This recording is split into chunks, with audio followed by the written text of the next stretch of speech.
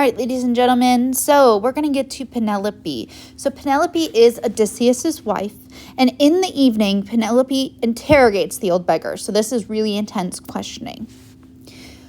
Friend, let me ask you first of all, who are you? Where do you come from? Of what nation and parents were you born? So who, where, and what? She asked the basic get-to-know-you questions. And he replied, so this is Odysseus in disguise. My lady, never a man in the wide world should have a fault to find with you. So he compliments her, like, you're so beautiful, no one could find anything wrong with you. You're just gorgeous. Your name has gone out under heaven like the sweet honor of some God-fearing king, who rules in equity over the strong. His black lands bear both wheat and barley, fruit trees laden, bright, new lambs at lambing time, and the deep sea gives great hauls of fish by his good strategy, so that all his folk fare well. So you're so beautiful, you're so wonderful, you're so amazing that you are like the most perfect king in the world. You are somebody who is so gorgeous and perfect that it's like finding peace at last. And you've got to think, this is a Homeric simile.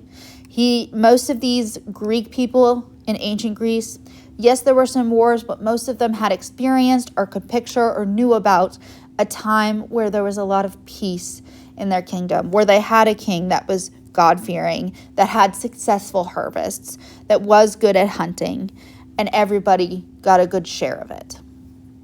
But he's using this flattery to distract her. He wants to kind of bring her away from those questions, who, where, what, because he knows that if he starts answering those, it would be easy for him to slip up. And he does not want her to know that he is Odysseus. He wants to remain in disguise until he's taking care of these suitors, because he doesn't want them to just go away because her husband came back. He wants revenge. These men have been not good guests. They've been eating all his food. They've been stealing his livestock. They've been flirting with his woman. He wants revenge, not just sending them home. So we're going to skip this next page because it's a copy of the first. All right, so the person still speaking. This is still Odysseus as a beggar.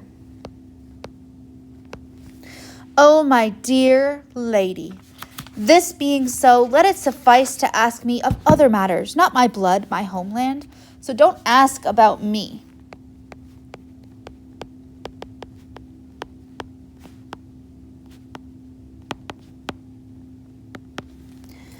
Do not enforce me to recall my pain. Ooh. Not only don't ask about me, he's giving her that guilt trip. You're going to hurt me. Don't make me talk about it. Guilt trip. My heart is sore, but I must not be found. Sitting in tears here in another's house. It is not forever to be grieving. One of the maids might say, or you might think, I had a maudlin over cups of wine. So maudlin, tearfully and foolish sentimental, over cups of wine. So guilt trip, again, he's saying they might think I'm drunk. They might think I'm drunk, which would be embarrassing.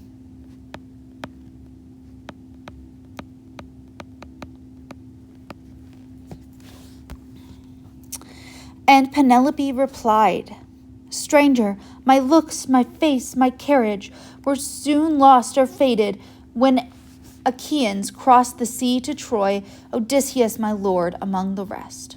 So she lost herself when Odysseus left. Lost herself.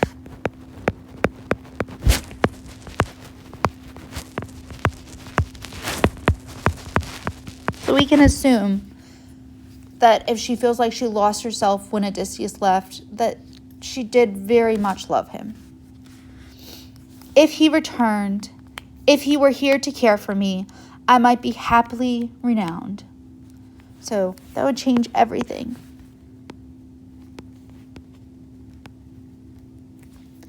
So she thinks the suitors would go away. She would find herself again. She would have a partner. She would have a husband. She would have somebody taking care of Ithaca, not just her. So it would change everything.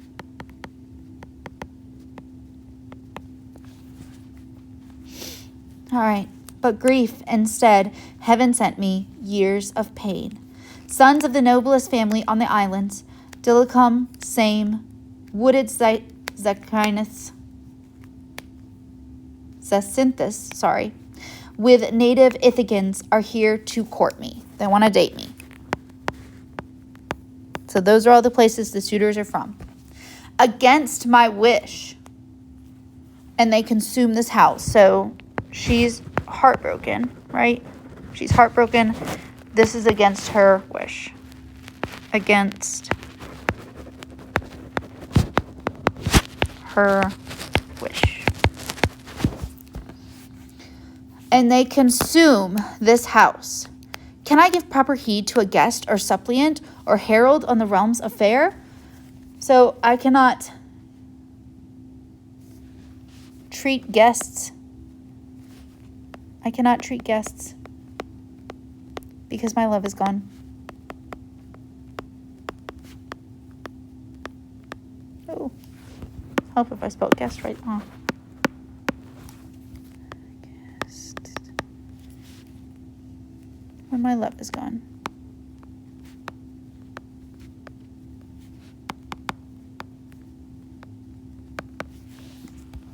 How could I, wasted with longing for Odysseus, while here they press for marriage? So, like, I'm too heartbroken.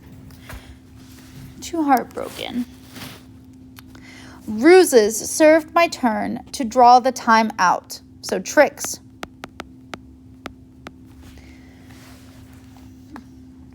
First, a close-grained web, I had the happy thought to set up weaving. On my big loom in that hall, I said that day, young men, my suitors, now my lord is dead, let me finish my weaving before I marry, or else my thread will have been spun in vain. So she's weaving a funeral shawl. It is a shroud I leave for Lord Laertes. So that's Odysseus' father. She's weaving a funeral shawl, which is like the cloth they put over the body.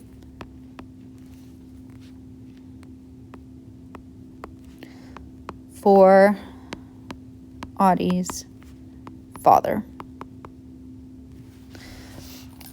When cold death comes to lay him on his bier, the country wives would hold me in dishonor if he, with all his fortune, lay unshrouded. So it's a shroud, and basically everybody would think she was a terrible person if she didn't. It would be a dishonor if he was unshrouded. So, or else it would be dishonorable. So remember, one of the Greek values is not only respect for the dead,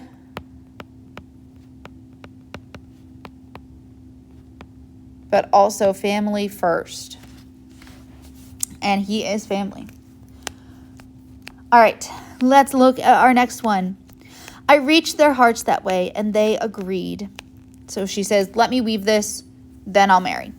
So every day I wove on the great loom.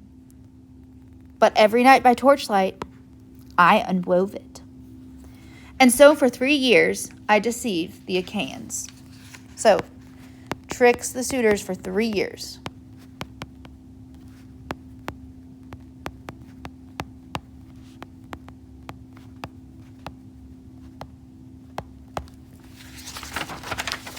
All right.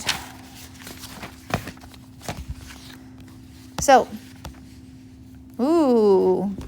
looking at this, we have a bow, right? We got a bow. We have a bowstring.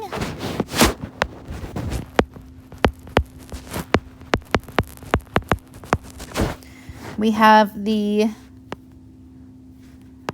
arrow. Loading.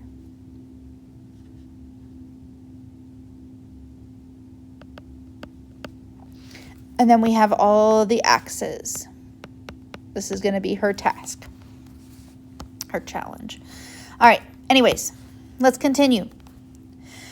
But when the seasons brought a 4th year on, so she tricks the suitors for 3 years. As long months waned, that was a vocab word, and the long days were spent through impudent folly in the slinking maids. So one of those female servants tattled on her. They told the suitors what they were doing, which is how, again, it reaffirms that Odysseus is going to have to figure out which female servants are worth keeping and which aren't. So, female servant ratted her out to the suitors.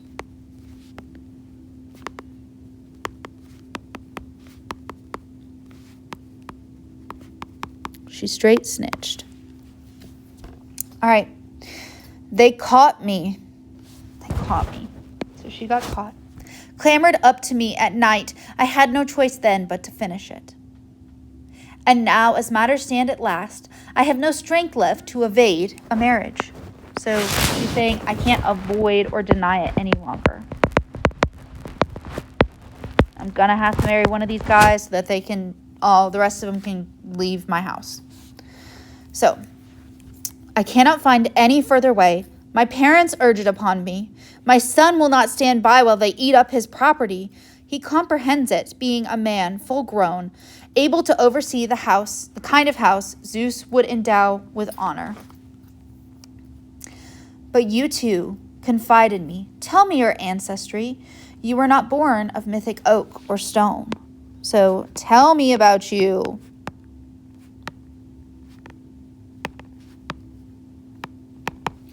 And this whole time, we're sharing a personal story to get him to open up.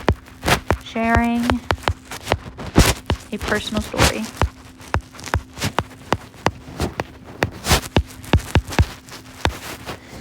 And those are the annotations for today.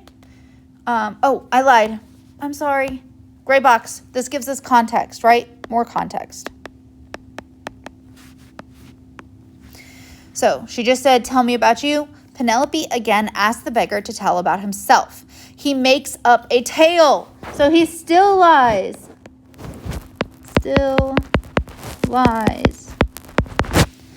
In which Odysseus is mentioned and declares that Penelope's husband will soon be home. So he's kind of foreshadowing right there.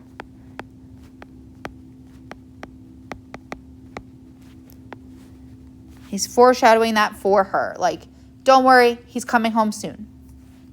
You see then, he is alive and well and headed homeward now. No more to be abroad, far from his island, his dear wife and son.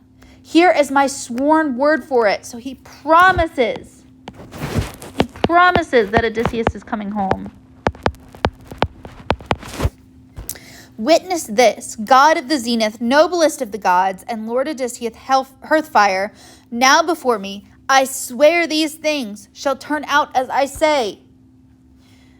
Between this present dark and one day's ebb, after the wane, before the crescent moon, Odysseus will come. So, before the crescent moon, that is tomorrow night.